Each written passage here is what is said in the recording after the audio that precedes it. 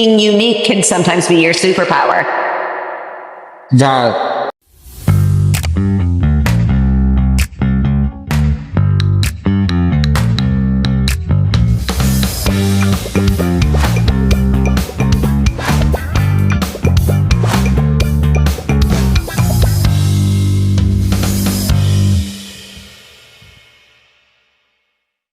Getting into insurance is not a easy feat. Mm-hmm. What series of licenses did you start with? So my role at Lawley is called a producer, Okay. and I will be selling property and casualty insurance to my network, which is probably 2/3 commercial contractors, architects, engineers, subcontractors. Okay. So I'm working on my license now. I'm hopefully taking the exam very soon. Okay. You have to do 90 hours worth of education Uh-huh. and then pass 2 exams. Mm-hmm. So that's what I'm doing now. Lawley's supporting this. You know, they saw me as having a great network and having the energy. So that's why, even though I didn't have the insurance background, they were like, we're going to take a chance on her. Okay. Wow. And it's not a field with a lot of women. So, Okay. Got it. you know, being unique can sometimes be your superpower. Got it. So, do you see this being a long-term stint? Mm-hmm. Mm-hmm. Or how do you navigate it and keep it fresh? Well, Lawley's so big and they have offices, you know, kind of down the East Coast, down to Florida. Okay. Oh, I didn't know that about that. Mm-hmm. That if I decide in 4 or 5 years that I don't want to do sales anymore, I want to be an account executive, or I want to be in leadership, or I want to work out of the Connecticut office or something like that. There's a lot of that opportunity to grow and move around and do new things. Okay. Got it. So you see this as a way to continue to feed your Mm-hmm. hunger or thirst for change and Yep. robust. Can't find the adjective to describe it, but you know what I mean. I also think my life will change quite a bit in 4 or 5 years when my children go off to college. Okay. So it might not lead to a professional change. There might be more personal changes, Got it. you know? Got it. What do you, for someone who is afraid to take chances on themselves and maybe stuck in something that's uncomfortable for them now, maybe it be career or what have you, what suggestion would you give them to help them to make the jump? Don't bankrupt yourself to make a jump, right? Set yourself up for success. Okay. So if you're uncomfortable or unhappy in your current position in life, personal, professional, or whatever, start thinking about what you want your life to be like. 6 months, 1 year, 3 year, 5 years. Be realistic, right? I'm never going to be a doctor. Okay. I'd love to die with PhD, Okay. right? So you would have to introduce me as Dr. AmyRae Nessa. Okay. But I'm not great at school. Okay. I'd just be spending money and throwing it away. That's the reality. So accepting who you are is important. Accepting who you are. But sometimes you can't make the moves now, right? If you're responsible for a child, a mother, if you have those kind of responsibilities, financially now might not be the right jump off point. Okay. So you make sacrifices now to squirrel away and prepare yourself for when the jump off is. Got it. So I'm also gaining from what your response to that question was that your husband 100% backs you with every move that you want to make. Mm-hmm. So if you're married, having a spouse that is supportive, and support doesn't always look like for financially, but No. there's other aspects. Yeah. What would you say is also included in that?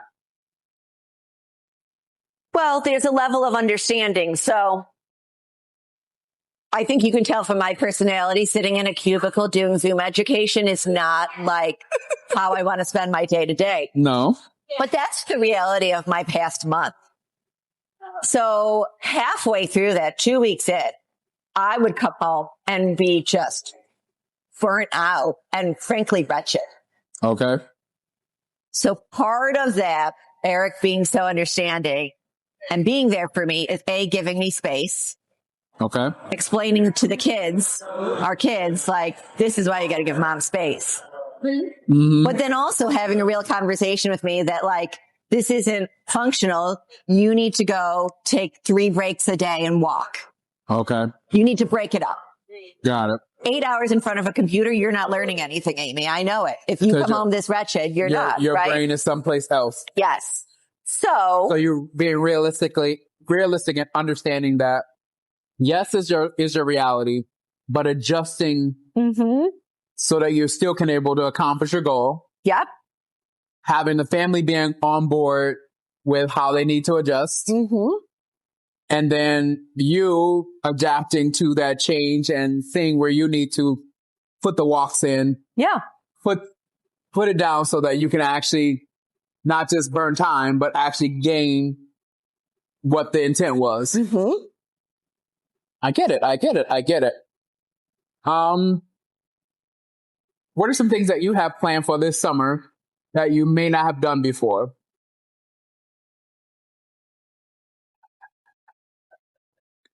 That response is hilarious. No, this summer looks like every other summer for me, honestly. You know, I like to spend time outdoors. Okay. I don't like to garden. So whatever. But you seem to be health conscious. I am. Is that your husband's wheelhouse? That's part him. Yeah, he's a chef by trade, so he's very particular about the food we eat. Okay. You know, microplastics, food dyes, all these extra chemicals. I mean, I'm 45. Is cutting them out of my system now really going to change the rest of my life? No, but it'll change my kid's life, right? By example. So, health conscious in what we put in our mouths. And, you know, you just got to get out and move. I don't want to be creaky. Okay. You know, when you're old or when you're young old. Got it. You want to be able to to enjoy, have a quality of life that you enjoy and not like, the ooches and the ouches, as some people say. Look I just bought an orthopedic pillow for when I sleep. Okay. You know, so I get the aches and pains, but I really like live music. I have a bunch of concert tickets. Okay. So that's a big part of this summer. Who's on the stereo? So I love Art Park. It's such a hidden gem. Okay. You know, you can go there and concert tickets aren't an exorbitant amount of money, but then also the food and the stuff isn't exorbitant. Like you're not spending key bank money. Got it. Yeah, I've been to Art Park. I had a chance to see Patti LaBelle there. Who's on the list this year for this season? I'm seeing Sarah McLachlan there, Tori Amos, this female rock trio / violin trio called the Femmes of Rock. I don't really know what to expect, but I'm just going to go. Okay. And I just saw Sesame Street live there. I took my niece. It was amazing. Okay. Nice. I'm going up to Toronto to see Metric and Broke It Social Scene. Okay. Where? It used to be Budweiser Stadium. I think it's called RBG now. It's outdoors, kind of like Darien Lake, but in their city. It's super cool. Yeah, I just had a chance to see Bruno Mars at Rogers Stadium, not the Century. The stadium. It's outside. It's the second time I was able to go there. Last time I saw Chris Brown and what's her name, Summer Walker, and there was another guy. He's a rapper, but it was amazing. My family didn't necessarily like the venue because you have to do a whole lot of walking. It's not the place that you go to. We like to dress up and like show up at concerts, but you walk through the stretch. It's like, no, this is a sneaker venue. But so you said Art Park. You're going to someplace in Toronto. I'll probably catch something at the Outer Harbor and at Town Ballroom. Okay. You never know. Got it. It's just you and the wind. Wherever seems interesting, you're going to check it out. It's helpful when your kids get to the high school age, though, too, because you can bring them with you. You can leave them at home and not have to get a babysitter. You know, there's all those things that give you a sense of freedom. Yes. I have a 10-year-old and I feel like I'm anchored.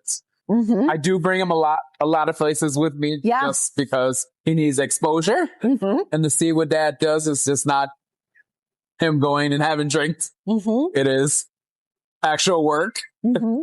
And to learn how to articulate himself too. Mm-hmm. So, were there times that you had to bring your kids to your events? Oh, yeah.